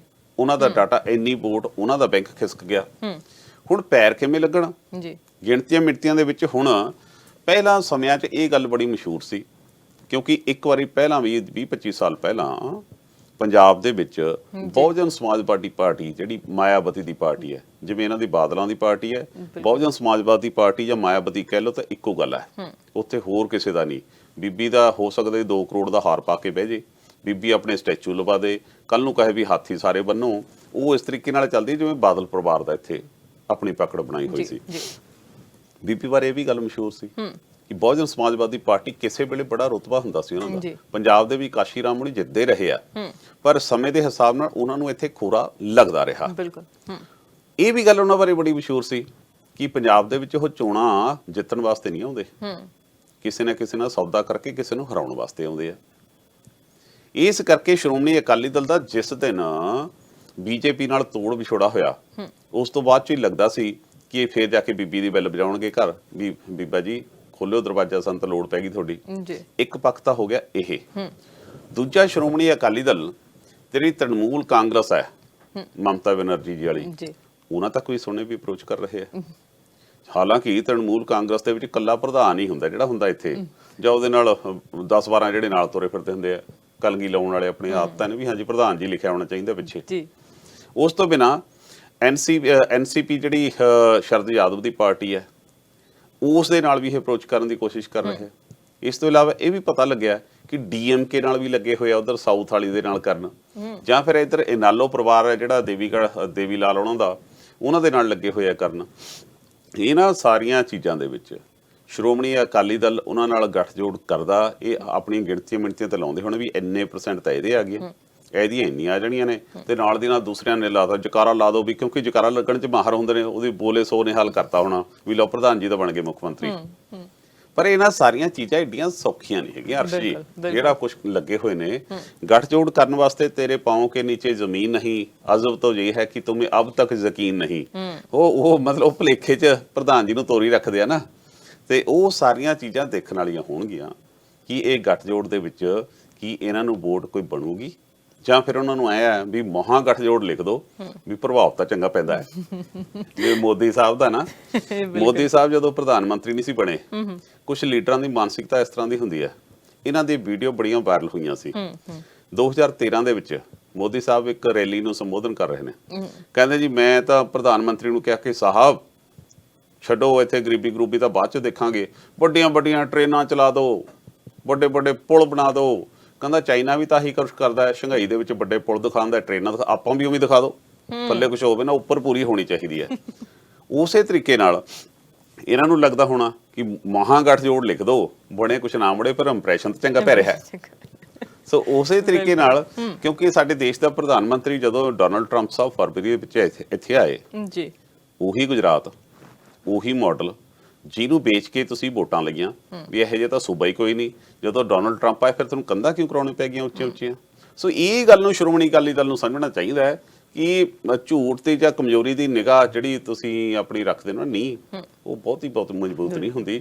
ਸੋ ਇਸ ਕਰਕੇ ਇਹਨਾਂ ਨੂੰ ਚਾਹੀਦਾ ਤਾਂ ਇਹ ਸੀ ਕਿ ਆਪਣੀਆਂ ਜਿਹੜੀਆਂ ਕੀਤੀਆਂ ਹੋਈਆਂ ਗਲਤੀਆਂ ਉਹਨਾਂ ਨੂੰ ਸਾਰੀਆਂ ਨੂੰ ਛੱਡ ਕੇ ਤੇ ਉਹਨਾਂ ਦੀਆਂ ਭੁੱਲਾਂ ਬਖਸ਼ਾ ਕੇ ਸ਼ਰਿਆਂ ਵਿੱਚ ਜਾ ਕੇ ਗੁਰਦੁਆਰਾ ਸਾਹਿਬ ਕਹਿੰਦੇ ਕਿ ਸਾਡੇ ਤੋਂ ਗਲਤੀਆਂ ਹੋ ਗਈਆਂ, ਪਰ ਮੰਨੇ ਨਹੀਂ, ਉਹਨੂੰ ਜਸਟੀਫਾਈ ਕਰਨ 'ਚ ਲੱਗੇ ਰਹੇ। ਸੋ ਉਸੇ ਕਰਕੇ ਪੋਲੀਟੀਕਲ ਗਰਾਊਂਡ ਇਹਨਾਂ ਦਾ ਕਾਫੀ ਹਿੱਲਿਆ ਹੋਇਆ। ਹੋਪ ਸੋ 2022 ਆਉਣੀ ਹੈ, ਦੇਖਦੇ ਆ ਕਿਹਦੇ ਹੱਥ ਫਿਰ ਪਾਵਰ ਆਉਂਦੀ ਹੈ, ਜਾਂ ਫਿਰ ਕਈਆਂ ਨੂੰ ਕਈ ਇਕੱਲੇ ਸੁਪਨੇ ਹੀ ਆਉਂਦੇ। ਬਿਲਕੁਲ, ਬਹੁਤ ਤੁਸੀਂ ਦੱਸਿਆ ਕਿ ਅਕਾਲੀ ਦਲ ਕਿੱਥੋਂ ਸ਼ੁਰੂ ਹੋਈ, ਕਿੱਥੋਂ ਤੱਕ ਆ ਕੇ ਅਸੀਂ ਖੜੇ ਹੋਏ ਹੈਗੇ ਆ 2022 ਤੱਕ। ਕਹਿੰਦੇ ਹੁੰਦੇ ਨੇ ਕਿ ਮਰਦਾ ਕੀ ਨਹੀਂ ਕਰਦਾ, ਹੁਣ ਉਹ ਮਰਦੇ ਹੁਣ ਹਰ ਹੱਥ ਪੈਲ ਮਾਰ ਰਹੇ ਹੈਗੇ ਕਿ ਕਿਸੇ ਪਾਸਿਓਂ ਸਾਨੂੰ ਕਿਤੋਂ ਕੁਝ ਮਿਲ ਜਾਏ ਹੱਥ ਦੇ ਵਿੱਚ, ਤਾਂ ਕਿ ਅਸੀਂ ਲੋਕਾਂ ਨੂੰ ਹੋਰ ਭਰਮਾ ਸਕੀਏ। ਜਿਵੇਂ ਹੁਣ ਤੁਸੀਂ ਮਹਾਗਠਜੋੜ ਦੀ ਗੱਲ ਕਹੀ ਹੈ ਵੀ ਕੁਛ ਨਹੀਂ ਤਾਂ ਝੂਠ ਹੀ ਦਿਖਾ ਦਿਓ, ਪਰ ਝੂਠ ਦੇ ਪੈਰ ਨਹੀਂ ਹੁੰਦੇ। ਕਹਿੰਦੇ ਹੁੰਦੇ ਨੇ ਇੱਕ ਵਾਰ ਇੱਕ ਝੂਠ ਨੂੰ ਛੁਪਾਉਣ ਦੇ ਲਈ ਤੁਹਾਨੂੰ ਹਜ਼ਾਰਾਂ ਝੂਠ ਬੋਲਣੇ ਪੈਂਦੇ ਹੈਗੇ। ਸੋ ਇਹ ਹੈ ਕਿ ਤੁਸੀਂ ਇੱਕ ਵਾਰੀ ਸੱਚ ਬੋਲ ਦੋ, ਉਹ ਸੱਚ ਫਿਰ ਬੋਲਿਆ ਨਹੀਂ ਨਾ ਜਾਂਦਾ, ਉਹ ਬਹੁਤ ਔਖਾ ਹੁੰਦਾ ਸੱਚ ਬੋਲਣਾ, ਔਖਾ ਹੁੰਦਾ ਸੱਚ ਦਾ ਰਾਹ, ਪਰ ਉਹਦੇ ਤੇ ਚੱਲਦਾ ਜਿਹੜਾ ਉਹ ਹਮੇਸ਼ਾ ਸਫਲ ਹੁੰਦਾ ਹੈਗਾ। ਪਰ ਕਿਉਂਕਿ ਕਹਿੰਦੇ ਨੇ ਜਦੋਂ ਤੁਹਾਡੇ ਘੜਾ ਭਰ ਜਾਂਦਾ ਹੈਗਾ ਆ ਤੇ ਉਸ ਤੋਂ ਬਾਅਦ ਬਾਹਰ ਨਿਕਲਣ ਲੱਗ ਜਾਂਦੇ ਆ। ਅਰਸ਼ ਜੀ ਕੁਝ ਇਸ ਤਰ੍ਹਾਂ ਦੀਆਂ ਘਟਨਾਵਾਂ ਸਾਡਾ ਇਤਿਹਾਸ ਬੋਲਦਾ। ਜਦੋਂ 1984 ਦੇ ਵਿੱਚ ਇੰਦਰਾ ਗਾਂਧੀ ਦਾ ਕਤਲ ਹੋਇਆ, ਜੋ 1984 ਸਿੱਖਾਂ ਦੇ ਨਾਲ ਉੱਥੇ ਹੋਇਆ, ਜਾਂ ਫਿਰ ਦਰਬਾਰ ਸਾਹਿਬ ਤੇ ਉਸ ਤੋਂ ਪਹਿਲਾਂ ਜੂਨ ਦੇ ਵਿੱਚ ਅਟੈਕ ਹੋਇਆ, ਉਦੋਂ ਦੇ ਕਾਂਗਰਸ ਦੇ ਪੈਰ ਨਹੀਂ ਲੱਗੇ। ਬੜੀ ਮੁਸ਼ਕਲ ਦੇ ਨਾਲ ਅੱਜ ਤੱਕ ਕਾਂਗਰਸ ਨੂੰ ਲੋਕ ਮਾਫ ਨਹੀਂ ਕਰਦੇ, ਚਾਹੇ ਸੋਨੇ ਦੀ ਬਣ ਕੇ ਆ ਜੇ। ਜਦੋਂ ਧਰਮ ਦਾ ਮਾਮਲਾ ਆਉਂਦਾ, ਜਦੋਂ ਬਰਗਾੜੀ ਦੇ ਵਿੱਚ ਗੁਰੂ ਗ੍ਰੰਥ ਸਾਹਿਬ ਦੀ ਬੇਅਦਬੀਆਂ ਹੋਈਆਂ ਤੇ ਉਸ ਤੋਂ ਬਾਅਦ ਚੋਂ ਫਿਰ ਧਰਨੇ ਤੇ ਸ਼ਾਂਤਮਈ ਬੈਠੇ ਲੋਕਾਂ ਦੇ ਉੱਪਰੋਂ ਗੋਲੀਆਂ ਵੱਜੀਆਂ, ਇਹ ਬੜਾ ਵੱਡਾ ਮਾਮਲਾ ਹੈ। ਇਹਨਾਂ ਦੇ ਪੈਰ ਵੀ ਇਹ ਚੀਜ਼ਾਂ ਨਹੀਂ ਲੱਗਣ ਦੇਣਗੇ। ਬਿਲਕੁਲ। ਤੇ ਨਾਲ ਇੱਕ ਹੋਰ ਖਬਰ ਹੈ ਹਰਪ੍ਰੀਤ ਜੀ ਕਿ ਸ਼ੌਰਯ ਚੱਕਰ ਵਿਜੇਤਾ ਕਾਮਰੇਡ ਜਿਹੜੇ ਹੈਗੇ ਨੇ ਬਲਵਿੰਦਰ ਸਿੰਘ ਸੰਧੂ, ਉਹਨਾਂ ਦਾ ਕਤਲ ਹੋ ਜਾਣਾ ਜੀ, ਇਹ ਸਭ ਨੂੰ ਕਿਸ ਤਰ੍ਹਾਂ ਦੇਖਦੇ ਹੋ? ਅਸਲ 'ਚ ਬਲਵਿੰਦਰ ਸਿੰਘ ਸੰਧੂ ਕਾਮਰੇਡ, ਕਿਉਂਕਿ ਖੱਬੇ ਪਾਰਟੀਆਂ ਦੇ ਨਾਲ ਇਹ ਅੱਗੇ ਹੋ ਕੇ ਸੰਘਰਸ਼ ਕਰਿਆ ਕਰਦੇ ਸੀ, ਭਿੱਖੀ ਪਿੰਡ ਦੇ ਵਿੱਚ ਇਹ ਰਹਿੰਦੇ ਸੀ। ਜਦੋਂ ਖਾੜਕੂਬਾਦ ਦਾ ਕਾਲਾ ਦੌਰ ਸੀ, ਉਦੋਂ ਜਦੋਂ ਬੱਸਾਂ 'ਚੋਂ ਕੱਢ ਕੇ ਬੰਦੇ ਮਾਰੇ ਜਾਂਦੇ ਸੀ, ਜਾਂ ਫਿਰ ਇਸ ਤਰੀਕੇ ਨਾਲ ਹੁੰਦਾ ਸੀ ਕਿ ਦੋਵੇਂ ਪਾਸਿਓਂ ਨੁਕਸਾਨ ਪੁਲਿਸ ਵੀ ਕਰਦੀ ਸੀ ਤੇ ਖਾੜਕੂ ਵੀ ਕਰਦੇ ਸੀ। ਇਹ ਬਲਵਿੰਦਰ ਸੰਧੂ ਉਸ ਵੇਲੇ ਵੀ ਖੱਬੇ ਪੱਖੀ ਸੀ, ਲੈਫਟੀ ਸੀਗਾ ਜੀ, ਇਸ ਕਰਕੇ ਇਹ ਇਹਨਾਂ ਸਾਰੀਆਂ ਚੀਜ਼ਾਂ ਦੇ ਖਿਲਾਫ ਸੀ। ਔਰ ਇਸੇ ਖਿਲਾਫ ਹੋਣ ਕਰਕੇ ਜਿਹੜੀ ਖਾੜਕੂ ਜਥੇਬੰਦੀਆਂ ਸੀ ਉਹਨਾਂ ਦੀ ਹਿੱਟ ਲਿਸਟ ਤੇ ਆ ਗਿਆ। ਹਿੱਟ ਲਿਸਟ ਤੇ ਵੀ ਇਹ ਹੋਇਆ, ਇੱਕ ਬੰਦੇ ਤੇ ਇੱਕ ਵਾਰੀ ਅਟੈਕ ਹੋ ਜੇ ਬਾਜੇ, ਦੋ ਵਾਰੀ ਅਟੈਕ ਹੋ ਜੇ ਬਾਜੇ। ਕਾਗਜ਼ ਦੱਸਦੇ ਆ ਕਿ ਇਸ ਪਰਿਵਾਰ ਤੇ 42 ਵਾਰੀ ਅਟੈਕ ਹੋਇਆ। ਵਾਹ, ਇੱਕ ਅੱਧੀ ਵਾਰੀ ਨਹੀਂ, 42 ਵਾਰ ਰਾਕਟ ਲਾਂਚਰਾਂ ਨਾਲ ਵੀ ਇਹਨਾਂ ਤੇ ਅਟੈਕ ਹੋਇਆ। ਆ ਜਿਹੜੀ ਹੁਣ ਪਿੱਛੇ ਜੀ ਖਬਰ ਇਹਨਾਂ ਦੀ ਕੱਲ ਦੀ ਜਿਹੜੀ ਆਈ ਹੈ, ਜਿਸ ਦੇ ਵਿੱਚ ਇਹਨਾਂ ਦਾ ਜਿਹੜਾ ਆਪਣਾ ਸਕੂਲ ਸੀ, ਸਕੂਲ ਦੇ ਅੰਦਰ ਨੌਜਵਾਨਾਂ ਵੱਲੋਂ ਵੜ ਕੇ ਇਹਨਾਂ ਤੇ ਗੋਲੀਆਂ ਭਰਾਈਆਂ ਗਈਆਂ। ਇਸ ਪਰਿਵਾਰ ਦੇ ਰਾਂਝੇ ਇਸ ਗੱਲ ਦੀ ਹੈ, ਇਹਨਾਂ ਨੂੰ ਸਿਕਿਉਰਿਟੀ ਦਿੱਤੀ ਹੋਈ ਸੀ 1993 ਚ, ਜਦ ਇਹ ਬਾਰ-ਬਾਰ ਇਹਨਾਂ ਦਾ ਸਾਰੀਆਂ ਔਰਤਾਂ, ਇਹਨਾਂ ਦੇ ਬੱਚੇ, ਇਹ ਆਪ ਇਹਨਾਂ ਦੇ ਘਰਾਂ 'ਚ ਬੰਕਰ ਬਣੇ ਹੁੰਦੇ ਸੀ ਤੇ ਇਹਨਾਂ ਨੂੰ ਜਦੋਂ ਵੀ ਕੋਈ ਅਟੈਕ ਕਰਨਾ ਹੁੰਦਾ ਸੀ, ਕਈ ਵਾਰੀ ਇਹਨਾਂ ਨੂੰ 200 ਬੰਦਾ ਵੀ ਘੇਰ ਲੈਂਦਾ ਸੀ, ਇਹ ਅੰਦਰੋਂ ਇਕੱਲੇ ਲੜਦੇ ਰਹਿੰਦੇ ਸੀ। ਔਰ 1993 ਚ ਇਹਨਾਂ ਦੀ ਇਸ ਸਾਰੀ ਗੱਲ ਨੂੰ ਦੇਖਦੇ ਹੋਏ ਇਹਨਾਂ ਨੂੰ ਤੇ ਇਹਦੇ ਪਰਿਵਾਰਕ ਮੈਂਬਰਾਂ ਨੂੰ ਸ਼ੌਰਿਆ ਚੱਕਰ ਬਹਾਦਰੀ ਦਾ ਬਹੁਤ ਵੱਡਾ ਅਵਾਰਡ ਹੁੰਦਾ ਹੈ, ਭਾਰਤ ਸਰਕਾਰ ਵੱਲੋਂ ਦਿੱਤਾ ਗਿਆ। ਉਸ ਤੋਂ ਬਾਅਦ ਚ ਲਗਾਤਾਰ ਇਹਨਾਂ ਨੂੰ ਸਿਕਿਉਰਿਟੀ ਦਿੱਤੀ ਹੋਈ ਸੀ। ਪਰ ਹੁਣ ਪਿਛਲੇ ਕੁਝ ਸਮੇਂ ਤੋਂ ਜਦੋਂ ਤਬਦੀਲੀ ਹੋਈ, ਇਸੇ ਸਰਕਾਰ ਨੇ ਪਿਛਲੇ ਸਾਲ ਮੇਰੇ ਖਿਆਲ ਨਾਲ ਜਾਂ ਤਾਂ ਇਹ ਮਾਰਚ ਚ, ਮੈਨੂੰ ਡਾਟਾ ਇੱਥੇ ਨਹੀਂ ਕਲੀਅਰ, ਜਾਂ ਪਿਛਲੇ ਸਾਲ ਇਹਨਾਂ ਤੋਂ ਸਿਕਿਉਰਿਟੀ ਵਾਪਸ ਲੈ ਲਈ। ਇਹਨਾਂ ਦੇ ਪਰਿਵਾਰ ਨੇ ਬੇਨਤੀ ਵੀ ਕੀਤੀ ਕਿ ਜਿਹੜਾ ਇਸ ਵੇਲੇ ਚੱਲ ਰਿਹਾ ਹੈ, ਜਿਹੜੇ ਬੁਰੇ ਹਾਲ ਆ, ਵੀ ਸਾਨੂੰ ਕੋਈ ਨਾ ਕੋਈ ਅਟੈਕ ਹੋ ਸਕਦਾ, ਸਾਡੇ ਤੇ ਕੋਈ ਨਾ ਕੋਈ ਕਤਲਾਨਾ ਹਮਲਾ ਹੋ ਸਕਦਾ, ਪਰ ਪੰਜਾਬ ਸਰਕਾਰ ਨੇ ਇਹਨਾਂ ਨੂੰ ਅਣਗੌਲਿਆਂ ਕੀਤਾ, ਇੰਟੈਲੀਜੈਂਸੀ ਨੇ ਅਣਗੌਲਿਆਂ ਕੀਤਾ। ਉਸ ਦੇ ਰਿਕਾਰਡ 'ਚ ਇਹ ਗੱਲ ਸਾਹਮਣੇ ਆਈ ਹੈ, ਜਿਸ ਦੇ ਵਿੱਚ ਹੁਣ ਬਲਵਿੰਦਰ ਸੰਧੂ ਉਹਨਾਂ ਦਾ ਕਤਲ ਹੋ ਗਿਆ। ਪਰ ਅਰਸ਼ ਜੀ, ਇਹਨਾਂ ਸਾਰੀਆਂ ਚੀਜ਼ਾਂ ਦੇ ਵਿੱਚ ਜਿਹੜੇ ਬੰਦੇ ਸੰਘਰਸ਼ ਕਰਦੇ ਰਹੇ ਆ, ਉਹਨਾਂ ਮਾਮਲਿਆਂ 'ਚ ਤੇ ਜਣਾ ਖਣਾ ਥਰਡ ਕਲਾਸ ਲੀਡਰ ਤਾਂ 2-2 4-4 ਗਨਮੈਨ ਚੱਕੀ ਫਿਰਦਾ। ਜਿਹੜਾ ਬੰਦਾ ਇਸ ਤਰ੍ਹਾਂ ਦੀ ਲੜਾਈ ਲੜਨ ਵਾਲਾ ਹੈ ਤੇ ਉਸ ਤੋਂ ਸਿਕਿਉਰਿਟੀਆਂ ਵਾਪਸ ਕਰ ਲੈਣੀਆਂ। ਉਹੀ ਥੋੜੇ 4 ਜਿਹੜੇ ਲੀਡਰ ਨੇ, ਜਿਹਨਾਂ ਨੇ ਫਿਕਰ ਕੋਈ ਨਹੀਂ, ਡਰ ਕੋਈ ਨਹੀਂ, ਲਾਲ ਬੱਤੀਆਂ 'ਚ ਘੁੰਮਣਾ, ਉਹਨਾਂ ਤੋਂ ਹਟਾ ਕੇ ਇਹੋ ਜਿਹੇ ਬੰਦੇ ਨੂੰ ਲਾਉਣਾ ਚਾਹੀਦਾ ਸੀ। ਬਲਵਿੰਦਰ ਸੰਧੂ ਦਾ ਜਿਹੜਾ ਕਤਲ ਹੋਇਆ, ਇਹ ਕਾਫੀ ਵੱਡੀ ਘਟਨਾ ਮੰਨੀ ਜਾ ਰਹੀ ਹੈ, ਕਿਉਂਕਿ ਜਿਸ ਤਰੀਕੇ ਨਾਲ ਇਹ ਡਹਿੰਦਾ ਰਿਹਾ, ਮਰਦਾ ਰਿਹਾ। ਔਰ ਇਹਦੇ ਵਿੱਚ ਤੇ ਤਾਂ ਗੱਲ ਲੰਬੀ ਨਾ ਹੋ ਜਾਏ, ਕਿਉਂਕਿ ਸਮਾਂ ਅੱਗੇ ਆਪਣੀ ਖਬਰਾਂ ਦਾ ਹੋਰ ਵੀ ਹੈ। ਇਹਦੇ ਬਾਰੇ ਵੀ ਗੱਲ ਸੀ ਕਿ ਕਾਮਰੇਡ ਇੰਨਾ ਪੱਕਾ ਸੀ, ਕਾਮਰੇਡ ਜਥੇਬੰਦੀਆਂ ਦੀ ਇਹਨਾਂ ਦੇ ਘਰ ਡਿਊਟੀ ਲੱਗੀ ਹੋਈ ਸੀ, ਮੀਟਿੰਗ ਚੱਲਦੀ ਸੀ। ਉਸ ਵੇਲੇ ਇਹਨਾਂ ਦਾ ਜਿਹੜਾ ਵਿਆਹ ਵੀ ਹੋਇਆ ਸੀ, ਵਿਆਹ ਵੀ ਇਹਨਾਂ ਨੇ ਆਪਣੀ ਮਰਜ਼ੀ ਨਾਲ ਨਹੀਂ ਸੀ ਕੀਤਾ। ਜਥੇਬੰਦੀਆਂ ਬੈਠੀਆਂ ਸੀ ਕਿ ਬਲਵਿੰਦਰ ਸੰਧੂ ਵੀ ਆਪਣਾ ਯੋਧਾ ਬੰਦਾ, ਆਪਾਂ ਇਹਦਾ ਵਿਆਹ ਦੀ ਗੱਲ ਕਰੀਏ। ਪਰਿਵਾਰ ਨੇ ਗੱਲ ਤੋਰ ਲਈ, ਜਥੇਬੰਦੀਆਂ ਨੇ ਕਹਿਤਾ ਵੀ ਫਲਾਣਾ ਆਪਣੀ ਜਥੇਬੰਦੀ 'ਚ ਫਲਾਣਾ ਉੱਥੇ ਰਹਿੰਦਾ, ਵੀ ਉਹਨਾਂ ਦੀ ਕੁੜੀ ਆਪਾਂ ਚਲੋ ਵੀ ਵਿਆਹ ਕਰ ਦੋ। ਇਹਨਾਂ ਨੂੰ ਦੱਸਤਾ ਵੀ ਤੇਰਾ ਰਿਸ਼ਤਾ ਸੀ ਕਰਤਾ ਪੱਕਾ, ਤੇਰੀ ਉੱਥੇ ਮੈਰਿਜ ਹੋਣੀ ਆ। ਸੋ ਇਹ ਇੰਨਾ ਆਪਣੀਆਂ ਲੈਫਟ ਫਰੰਟ ਦੇ ਨਾਲ ਇੰਨੀ ਬੁਰੀ ਤਰ੍ਹਾਂ ਜੁੜਿਆ ਹੋਇਆ ਸੀ, ਇੰਨਾ ਡਿਸਪਲਿਨ ਬੰਦਾ ਸੀਗਾ। ਸੋ ਉਸ ਦਾ ਕਤਲ ਹੋ ਜਾਣਾ ਇੱਕ ਵੱਡੀ ਘਟਨਾ ਹੈ ਜਿਹਨੂੰ ਪੰਜਾਬ 'ਚ ਦੇਖਿਆ ਜਾ ਰਿਹਾ। ਇੱਕ ਹੋਰ ਜਿਹੜੀ ਖਬਰ ਆ ਰਹੀ ਹੈਗੀ ਆ, ਅਸੀਂ ਮੀਡੀਆ ਦੀਆਂ ਗੱਲਾਂ ਕਰਦੇ ਰਹਿੰਦੇ ਹੈਗੇ ਆ ਕਿ ਅੱਜ ਕੱਲ ਮੀਡੀਆ ਜਿਹੜਾ ਬਹੁਤ ਮੀਡੀਆ ਹੈ ਜਿਹੜੇ ਸੱਚ ਸਾਹਮਣੇ ਵੀ ਰੱਖਦੇ ਨੇ, ਪਰ ਬਹੁਤੇ ਮੀਡੀਆ ਚੈਨਲਸ ਹੈਗੇ ਨੇ ਜਿਹੜੇ ਵਿਕਾਊ ਹੋ ਗਏ ਨੇ। ਗੋਦੀ ਮੀਡੀਆ ਅਸੀਂ ਉਹਨੂੰ ਕਹਿੰਦੇ ਰਹਿੰਦੇ ਹੈਗੇ ਆ ਹਮੇਸ਼ਾ। ਖਾਸ ਕਰਕੇ ਹੁਣ ਜਦੋਂ ਅਸੀਂ ਬਾਲੀਵੁੱਡ ਦੀ ਗੱਲ ਕਰਦੇ ਆ ਤਾਂ ਬਾਲੀਵੁੱਡ ਦੀਆਂ ਖਬਰਾਂ ਨੂੰ ਵਧਾ ਚੜਾ ਕੇ ਦੱਸਣਾ, ਜਿੱਧਰ GDP ਦੀ ਗੱਲ ਹੋਣੀ ਚਾਹੀਦੀ ਹੈ, ਬੇਰੁਜ਼ਗਾਰੀ ਦੀ ਗੱਲ ਹੋਣੀ ਚਾਹੀਦੀ ਹੈ, ਸਾਡੀ ਕਰੋਨਾ ਵਾਇਰਸ ਨੂੰ ਲੈ ਕੇ ਹੁਣ ਕਿੰਨਾ ਕੁਝ ਸਾਹਮਣੇ ਆ ਰਿਹਾ ਹੈਗਾ, ਉਹਦੀ ਗੱਲ ਹੋਣੀ ਚਾਹੀਦੀ ਹੈਗੀ। ਉਹ ਚੀਜ਼ਾਂ ਸਾਹਮਣੇ ਨਹੀਂ ਆ ਰਹੀਆਂ ਨੇ। ਪਰ ਜੇ ਬਾਲੀਵੁੱਡ ਦੇ ਐਕਟਰ ਦੇ ਵਿੱਚ ਘਰੇ ਕੁਝ ਹੋ ਰਿਹਾ, ਕੋਈ ਐਕਟਰ ਵਾਕ ਕਰਨ ਜਾ ਰਿਹਾ ਹੈਗਾ, ਉਹਦੀ ਤੱਕ ਵੀਡੀਓ ਸਾਡੇ ਸਾਹਮਣੇ ਆ ਜਾਂਦੀ ਹੈ ਕਿ ਇਹ ਹੁਣ ਜੀ ਘਰੋਂ ਨਿਕਲ ਕੇ ਇੱਥੋਂ ਆ ਗੱਡੀ 'ਚ ਬਹਿ ਕੇ ਵਾਕ ਕਰਨ ਜਾ ਰਹੇ ਹੈਗੇ। ਇੱਥੋਂ ਤੱਕ ਕਿ ਮੈਂ ਮੀਡੀਆ 'ਚ ਇਹ ਵੀ ਦੇਖਿਆ ਕਿ ਕੋਈ ਰਿਪੋਰਟਰ ਸਿਰਫ ਗੱਡੀ ਦੇ ਵਿੱਚ ਹੀ ਆਵਾਜ਼ਾਂ ਮਾਰਦੇ, ਉਹ ਜਾ ਰਹੀ ਗੱਡੀ, ਉਹ ਉਸ ਹੀਰੋਇਨ ਦੀ ਗੱਡੀ, ਉਹ ਹੀਰੋ ਦੀ ਗੱਡੀ। ਸੋ ਇਹ ਆ ਕਿ ਵਧਾ ਚੜਾ ਕੇ ਗੱਲ ਨੂੰ ਕਰਨਾ ਜਿਹੜੀਆਂ ਉਹ ਸਾਡੇ ਸਾਹਮਣੇ ਆ ਰਹੀਆਂ ਨੇ। ਹੁਣ ਜਿਹੜਾ ਬਾਲੀਵੁੱਡ ਹੈ ਉਹ ਮੀਡੀਆ ਦੇ ਖਿਲਾਫ ਹੋ ਗਿਆ। ਤੁਸੀਂ ਇਸ ਬਾਰੇ ਕੀ ਕਹੋਗੇ? ਵੈਸੇ ਤਾਂ ਜਿਹੜੇ ਹਾਲਾਤ ਨੇ ਅਰਸ਼ੀ, ਭਾਰਤ ਦੇ ਵਿੱਚ ਮੀਡੀਆ ਨੂੰ ਤਾਂ ਹੁਣ ਮੀਡੀਆ ਦੇ ਨਾਂ ਤੇ ਤਾਂ ਹੋਰ ਨਾਂ ਰੱਖ ਲੈਣਾ ਚਾਹੀਦਾ। ਮਤਲਬ ਵੀ ਹੁਣ ਮਾੜੇ ਤੋਂ ਮਾੜਾ ਲਫ਼ਜ਼ ਜੋ ਕਲੰਕਿਤ ਇਸ ਵੇਲੇ ਮੀਡੀਆ ਭਾਰਤ ਦੇ ਵਿੱਚ ਹੈ। ਇਹ ਜਿਸ ਤਰੀਕੇ ਨਾਲ ਕਈ ਮੁਲਕਾਂ ਦੇ ਵਿੱਚ ਸੁਣਦੇ ਹੁੰਦੇ ਸੀ ਰਵਾਂਡਾ ਰੇਡੀਓ, ਜਿਹੜੇ ਇੱਕੋ ਪਾਸੇ ਨੂੰ ਚੱਲਦੇ ਸੀ, ਸਰਕਾਰੀ ਸ਼ਹਿਰ ਤੇ ਜਾ ਕੇ ਫਿਰ ਅੱਗੇ ਨਸਲਕੁਸ਼ੀਆਂ ਦੇ ਵਿੱਚ ਸ਼ਾਮਲ ਹੁੰਦੇ ਸੀ ਜੀ। ਔਰ ਜਰਮਨ ਦੀ ਜਦੋਂ ਹਿਸਟਰੀ ਪੜ੍ਹਦੇ ਆ, ਜਦੋਂ ਅਡੋਲਫ ਹਿਟਲਰ ਦੀ ਹਿਸਟਰੀ ਪੜ੍ਹਦੇ ਆ, ਉਹਦੀ ਕਿਤਾਬ ਲਿਖੀ ਹੋਈ ਮੀ ਕੈਂਪ ਮੇਰਾ ਸੰਘਰਸ਼ ਪੜ੍ਹਦੇ ਆ, ਉਹਨਾਂ ਸਾਰੀਆਂ ਚੀਜ਼ਾਂ 'ਚ ਨਜ਼ਰ ਆਉਂਦਾ ਕਿ ਉੱਥੇ ਵੀ ਭਾਰਤ ਦਾ ਜਿਹੜਾ ਮੌਜੂਦਾ ਹਾਲਾਤ ਨੇ, ਮੀਡੀਆ ਦੇ ਹਾਲਾਤ ਨੇ, ਸਿਆਸੀ ਹਾਲਾਤ ਨੇ, ਅਰਸ਼ੀ ਸਾਰਾ ਕੁਝ ਉੱਥੇ ਵੀ ਇਹੀ ਕੁਝ ਹੁੰਦਾ ਰਿਹਾ। ਫਿਰ ਅੰਤ ਕਿਹੋ ਜਿਹਾ ਹੋਇਆ, ਕਿੰਨਾ ਮਾੜਾ ਹੋਇਆ, ਕਿਵੇਂ ਕਤਲੋਗਾਰਦ ਹੋਈ। ਆਖਰ ਵਿੱਚ ਆਪ ਵੀ ਹਿਟਲਰ ਸਾਹਿਬ ਨੇ ਕੋਈ ਜ਼ਿੰਦਗੀ ਦਾ ਸੁੱਖ ਤਾਂ ਭੋਲੀ ਨਹੀਂ, ਗੋਲੀ ਮਾਰ ਕੇ ਆਪ ਮਰੇ। ਦੁਨੀਆ ਨਾਲੇ ਅੱਗ ਲਾਤੀ ਸਾਰੀ ਦੁਨੀਆ ਦੇ ਵਿੱਚ। ਹੁਣ ਭਾਰਤ ਦੇ ਵਿੱਚ ਰਾਜਨੀਤਿਕ ਤਾਂ ਸਾਰੇ ਰਾਜਨੀਤਿਕ ਤਾਂ ਇੱਕੋ ਤਰ੍ਹਾਂ ਦੇ ਹੁੰਦੇ ਆ, ਇਹਨਾਂ ਦੀਆਂ ਟੋਪੀਆਂ ਤੇ ਪੱਗਾਂ 'ਚ ਹੀ ਫਰਕ ਹੁੰਦਾ, ਸੋਚ ਇਹਨਾਂ ਦੀ ਇੱਕੋ ਤਰ੍ਹਾਂ ਦੀ ਹੁੰਦੀ ਹੈ।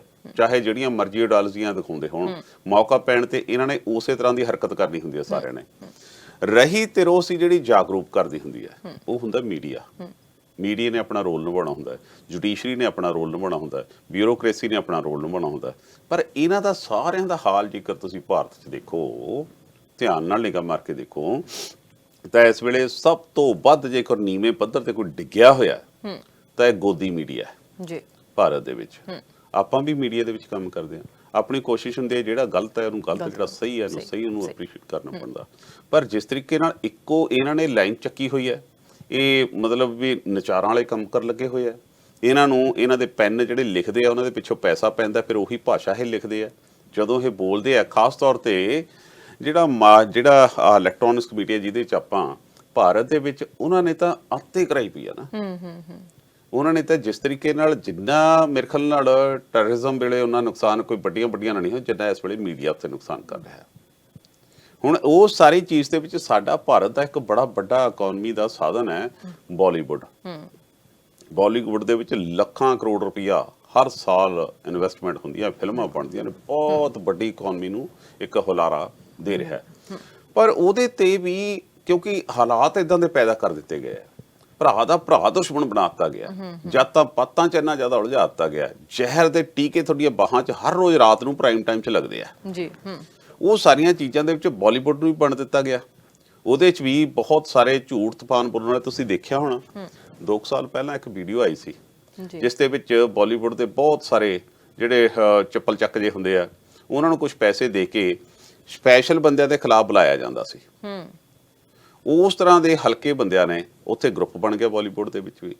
ਫਿਰ ਰਹਿੰਦੀ ਕਸਰ ਜਿਹੜਾ ਮੀਡੀਆ ਸੀ, ਮੀਡੀਆ ਨੇ ਫਿਰ ਜਿਸ ਤਰੀਕੇ ਨਾਲ ਆਪਣਾ ਬਣਦਾ ਰੋਲ ਨਿਭਾਇਆ ਹੈ ਨਾ, ਆਪਣੇ ਬੌਸਿਸ ਦੇ ਏਜੰਡੇ ਲਾਗੂ ਕੀਤੇ, ਉਹਨਾਂ ਨੂੰ ਪ੍ਰਾਈਮ ਟਾਈਮਾਂ ਦੇ ਵਿੱਚ ਚਲਾਇਆ। ਬਾਲੀਵੁੱਡ ਦਾ ਇੱਕ ਐਕਟਰ ਦੀ ਡੈਥ ਹੋ ਗਈ, ਉਸ ਐਕਟਰ ਦੀ ਡੈਥ ਨੂੰ ਜਿਸ ਤਰੀਕੇ ਨਾਲ 3 ਮਹੀਨੇ ਘੜੀਸਿਆ ਗਿਆ ਵੀ ਬਾਕੀ ਮੁਲਕ ਜਿਹੜਾ 140 ਕਰੋੜ ਹੈ, ਉਹਨਾਂ ਚੋਂ 139 ਕਰੋੜ ਤੇ 99 ਲੱਖ 99,000 ਬੰਦੇ ਤਾਂ ਕੋਈ ਪ੍ਰੋਬਲਮ ਨਹੀਂ, ਇੱਕੋ ਬੰਦਾ ਸੀ ਵੀ ਉਹ ਚਲਾ ਗਿਆ, ਦੇਸ਼ ਸਾਡਾ ਤਾਂ ਲੁੱਟ ਗਿਆ ਜੀ, ਹੁਣ ਤਾਂ ਸਾਡੀ ਤਾਂ ਕਹਾਣੀ ਖਤਮ ਹੋ ਗਈ। ਫਿਰ ਉਸ ਤੋਂ ਬਾਅਦ ਚੋਂ ਕੁੜੀ ਰੀਆ ਚੱਕਰਵਰਤੀ ਉਲਝਾਈ ਗਈ। ਕੀ ਹਾਲਾਤ ਉਹਨਾਂ ਦੇ ਕੀਤੇ, ਕੀ ਉਹਨਾਂ ਦੀ ਪ੍ਰਾਈਵੇਸੀ ਤੁਸੀਂ ਕਸਰ ਨਹੀਂ ਛੱਡੀ, ਕੌਵਾਂ ਵਾਂਗੂ ਤੁਸੀਂ ਉਹਨਾਂ ਨੂੰ, ਗਿਰਜਾ ਵਾਂਗੂ ਉਹਨੂੰ ਨੋਚਣਾ ਸ਼ੁਰੂ ਕੀਤਾ। ਉਹ ਸਾਰੀ ਚੀਜ਼ ਦੇ ਵਿੱਚ ਬਾਲੀਵੁੱਡ ਸਹਿਮ ਗਿਆ ਵੀ ਹੋ ਕੀ ਰਿਹਾ ਆਖਰ। ਔਰ ਫਿਰ ਜੋ ਉਸ ਦੇ ਵਿੱਚ ਨੈਪੋਟਿਜ਼ਮ, ਜੋ ਡਰੱਗਿਜ਼ਮ, ਜੋ ਗਟਰਿਜ਼ਮ, ਜੋ ਇਹਨਾਂ ਨੇ ਲਫ਼ਜ਼ ਵਰਤੇ, ਵੱਡੇ ਵੱਡੇ ਨੇਤਾ ਜਿਨ੍ਹਾਂ ਨੇ ਸਾਰੇ ਆਪਣੇ ਅਭਿਨੇਤਾ ਜਿਨ੍ਹਾਂ ਨੇ ਸਾਰੀਆਂ ਜ਼ਿੰਦਗੀਆਂ ਆਪਣੀਆਂ ਲਾਤੀਆਂ, ਉਹਨਾਂ ਦੇ ਖਿਲਾਫ ਬੀਜੇਪੀ ਦੀ ਇੱਕ ਸਪੈਸ਼ਲ ਜਿਹੜਾ ਟਰੋਲ ਸੈੱਲ ਬਣਾਇਆ ਹੈ ਪੈਸੇ ਦੇ ਕੇ, ਉਹਨਾਂ ਨੇ ਜੋ ਕੁਝ ਜਲੂਸ ਕੱਢਿਆ, ਦੇਸ਼ ਨੂੰ ਅਨਸਰਟਨ ਕਰਨ 'ਚ ਕੋਈ ਕਸਰ ਨਹੀਂ ਛੱਡ ਰਹੇ। ਬਿਲਕੁਲ। ਫਿਰ ਉਸ ਤੋਂ ਬਾਅਦ ਚੋਂ ਉਹਨਾਂ ਨੇ ਸਾਰਿਆਂ ਨੇ ਇਕਜੁੱਟ ਹੋ ਕੇ, ਵੱਡੇ ਤੋਂ ਵੱਡੇ ਨਾਂ ਆਪਾਂ ਗੱਲ ਕਰ ਲਈਏ, ਚਾਹੇ ਸ਼ਾਹਰੁਖ ਖਾਨ ਦੀ ਗੱਲ ਕਰ ਲਈਏ, ਆਮੀਰ ਖਾਨ ਦੀ ਗੱਲ ਕਰ ਲਈਏ, ਔਰ ਸਲਮਾਨ ਖਾਨ ਦੀ ਗੱਲ ਕਰ ਲਈਏ, ਫਿਰ ਅਕਸ਼ੇ ਕੁਮਾਰ ਦੀ ਗੱਲ ਕਰ ਲਈਏ, ਅਜੇ ਦੇਵਗਨ ਦੀ ਗੱਲ ਕਰ ਲਈਏ, ਕਰਨ ਜੌਹਰ ਦੀ ਗੱਲ ਕਰ ਲਈਏ। ਕਹਿਣ ਦਾ ਭਾਵ ਕਿੱਡੀ ਵੱਡੀ ਲਿਸਟ ਹੈ। 34 ਦੇ ਕਰੀਬ ਜਿਹੜੀਆਂ ਵੱਡੀਆਂ ਸੰਸਥਾਵਾਂ ਨੇ, ਉਹਨਾਂ ਨੇ ਇਕੱਠੇ ਹੋ ਕੇ ਖਾਸ ਤੌਰ ਤੇ 2 ਚੈਨਲਾਂ ਦੇ ਖਿਲਾਫ, ਇੱਕ ਤਾਂ ਉਹ ਜਿਹੜਾ ਉਹ ਮੇਰੇ ਖਿਆਲ ਨਾਲ ਵੀ ਕਿਤੇ ਜੇ ਇਹੀ ਹਾਲ ਰਿਹਾ, ਉਹ ਕਿਤੇ ਆਉਂਦੇ ਸਾਲਾਂ 'ਚ ਇਹਨਾਂ ਮਤਲਬ ਭਰਤੀ ਉਹਨਾਂ ਆਗਰੇ ਨਾਲ ਭਰਤੀ ਕਰਾਉਣਾ ਪੈ ਜੇ, ਅਰਨਬ ਗੋਸਵਾਮੀ ਜੀ, ਉਹ ਲੱਗਦਾ ਕਿਸੇ ਪ੍ਰਕਾਰ ਦਾ ਪੱਤਰਕਾਰ। ਜੋ ਕੁਛ ਉਹ ਕਰ ਰਿਹਾ ਇੱਥੇ ਬੈਠਾ, ਇਹਨਾਂ ਕੁਰਸੀਆਂ ਤੇ ਬੈਠ ਕੇ ਸੋਧਦਾ ਜਿਹੜਾ ਕੁਛ ਉਹ ਕਰ ਰਹੇ ਨੇ, ਸਿਰਫ ਏਜੰਡਾ ਲਾਗੂ ਕਰਨ ਦੇ ਮਾਮਲੇ 'ਚ ਉਹਦੇ ਖਿਲਾਫ, ਤੇ ਇੱਕ ਟਾਈਮਸ ਨਾਓ ਚੈਨਲ ਦੇ ਖਿਲਾਫ। ਇਹਨਾਂ ਨੇ ਜੋ ਜ਼ਹਿਰ ਫੈਲਾਉਣ ਦੀ ਕੋਸ਼ਿਸ਼ ਕੀਤੀ, ਉਹਨਾਂ ਨੇ ਹੁਣ ਸਾਰਿਆਂ ਨੇ ਇਕੱਠੇ ਹੋ ਕੇ ਇਹਨਾਂ ਦੇ ਖਿਲਾਫ ਦਿੱਲੀ ਹਾਈ ਕੋਰਟ ਦੇ ਵਿੱਚ ਇਹ ਪਟੀਸ਼ਨ ਪਾਈ ਹੈ ਵੀ ਇਹ ਲੋਕ ਸਾਨੂੰ ਬਦਨਾਮ ਕਰਨ ਦੀ ਕੋਸ਼ਿਸ਼ ਕਰ ਰਹੇ ਨੇ। ਸਾਡੀ ਐਡੀ ਵੱਡੀ ਜਿਹੜੀ ਅਸੀਂ ਖੱਟੀ ਆ, ਔਰ ਦੇਸ਼ ਨੂੰ ਇੰਨੀ ਇਕਨੋਮੀ 'ਚ ਅਸੀਂ ਇੰਨਾ ਇਨਕਮ ਟੈਕਸ ਪੇ ਕਰਦੇ ਆ, ਤੇ ਸਾਨੂੰ ਜਿਸ ਤਰੀਕੇ ਨਾਲ ਇਹ ਲੋਕ ਸਾਡੀ ਇਮੇਜ ਤੇ ਸੱਟ ਮਾਰ ਰਹੇ ਆ, ਉਹਦੇ ਤੋਂ ਅਸੀਂ ਸਾਰੀ ਤੜਫੇ ਹੋਏ ਆ। ਹੁਣ ਆਉਂਦਾ ਸਮਾਂ ਮਾਣਯੋਗ ਅਦਾਲਤ ਦੇ ਵਿੱਚ ਹੈ, ਪਤਾ ਲੱਗਿਆ ਕਿ ਰਿਪਬਲਿਕ ਟੀਵੀ ਵਾਲਾ ਸੁਪਰੀਮ ਕੋਰਟ ਗਿਆ ਸੀ ਤੇ ਉਹਨਾਂ ਨੇ ਇੱਥੋਂ ਬਰੰਗ ਲਿਫਾਫੇ ਵਾਂਗੂ ਵਾਪਸ ਭੇਜਤਾ ਵੀ ਚੱਲ ਹਾਈ ਕੋਰਟ ਜਾ ਕੇ ਜਦੋਂ ਉੱਥੋਂ ਗੱਲ ਹੋਈ ਹੈ, ਉੱਥੇ ਜਾ ਕੇ ਆਪਣੇ ਕੇਸ ਨੂੰ ਦਿਖਾਓ। ਸੋ ਇਹਨਾਂ ਸਾਰੀਆਂ ਚੀਜ਼ਾਂ ਹੁਣ ਪਾਪ ਦਾ ਘੜਾ ਭਰਦਾ ਜਾਂਦਾ। ਆਉਂਦੇ ਸਮੇਂ ਦੇ ਵਿੱਚ ਇਹ ਕਦੇ ਵੀ ਨਹੀਂ ਸੀ ਸਾਡੀ ਹੋਇਆ ਹਿਸਟਰੀ 'ਚ ਵੀ ਬਾਲੀਵੁੱਡ ਇੰਨਾ ਜ਼ਿਆਦਾ ਇਕੱਠਾ ਹੋ ਜੇ। ਜਦ ਹੁਣ ਇਸੇ ਤਰੀਕੇ ਨਾਲ ਇੱਕ ਇੱਕ ਕਰਕੇ ਜਦੋਂ ਤੁਸੀਂ ਥੰਮਲੇ ਸੁੱਟਦੇ ਜਾ ਰਹੇ ਹੋ, ਤਾਂ ਉਸ ਦੇ ਵਿੱਚ ਇਸ ਤਰ੍ਹਾਂ ਦੀਆਂ ਘਟਨਾਵਾਂ ਆਉਂਦੇ ਸਮੇਂ 'ਚ ਅਰਸ਼ ਜੀ ਆਪਾਂ ਨੂੰ ਹੋਰ ਬਹੁਤ ਸੁਣਨ ਨੂੰ ਮਿਲਣਗੀਆਂ। ਜੀ ਬਿਲਕੁਲ, ਆਉਣ ਵਾਲਾ ਸਮਾਂ ਸੁੱਖ ਵਾਲਾ ਹੀ ਹੋਵੇ, ਇਹੀ ਮੰਗਦੇ ਹਾਂ, ਚਾਹੇ ਅਸੀਂ ਭਾਰਤ ਦੇ ਵਿੱਚ ਕਿਸੇ ਵੀ ਕੋਨੇ ਦੇ ਵਿੱਚ ਰਹਿੰਦੇ ਹਾਂ, ਚਾਹੇ ਅਸੀਂ ਕਿਸੇ ਵੀ ਦੁਨੀਆ ਦੇ ਕੋਨੇ ਦੇ ਵਿੱਚ ਰਹਿੰਦੇ ਹੈਗੇ ਹਾਂ। ਤਾਂ ਤੁਹਾਡਾ ਬਹੁਤ ਬਹੁਤ ਧੰਨਵਾਦ ਕਿ ਤੁਸੀਂ ਇਨਫੋਰਮੇਸ਼ਨ ਸ਼ੇਅਰ ਕਰਦੇ ਹੋ ਜੀ। ਧੰਨਵਾਦ, ਸ਼ੁਕਰੀਆ। ਸਟੇਟ ਟਾਕ ਸਿੱਧੀ ਗੱਲ ਪ੍ਰੋਗਰਾਮ ਦੇ ਵਿੱਚ ਵੱਖ-ਵੱਖ ਖਬਰਾਂ ਦੇ ਉੱਤੇ, ਵੱਖ-ਵੱਖ ਮੁੱਦਿਆਂ ਦੇ ਉੱਤੇ ਗੱਲਬਾਤ ਹੋਈ। ਇਸ ਤਰ੍ਹਾਂ ਹੀ ਤੁਹਾਡੇ ਤੱਕ ਪ੍ਰੋਗਰਾਮ ਲੈ ਕੇ ਆਉਂਦੇ ਰਵਾਂਗੇ। ਤੁਸੀਂ ਰੱਖੋ ਆਪਣਾ ਖਿਆਲ ਤੇ ਮੈਨੂੰ ਦਿਓ ਇਜਾਜ਼ਤ। ਸਤਿ ਸ਼੍ਰੀ ਅਕਾਲ।